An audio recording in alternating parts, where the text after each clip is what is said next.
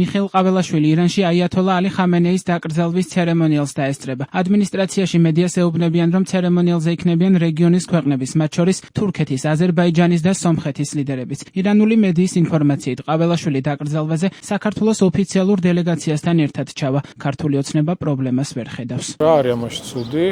მიემგზავრება დაკრძალვაზე, როგორც სხვა ქვეყნის ლიდერები. თურქეთის, აზერბაიჯანის, სომხეთის და ასე შემდეგ. ამაში ცუდი არაფერია. რაც შეეხება ამერიკის შეერთებულ შტატებთან ურთიერთობას, ჩვენ არაერთხელ გავუკეთებია განცხადება.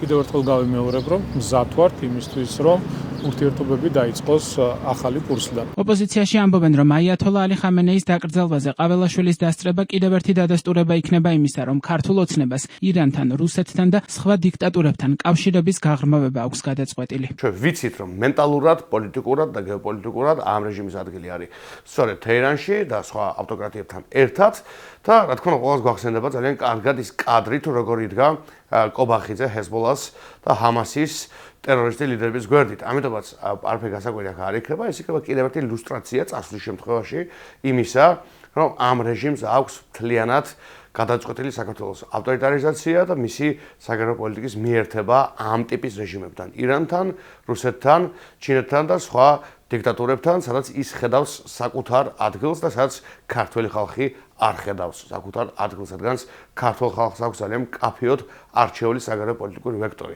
ეს არის ევროპული კავშირი. დაკრძალვაზე ჩასვლა არ ჩასვლა კი არ არის თემა. თემა არის ის, რომ ამ ხელისუფლების პირობებში საქართველოს სტრატეგიულ პარტნიორებს და მეგობრებს კარგავს და შორდება. მაგრამ ეს კეთდება აბსოლუტურად მიზანმიმართულად.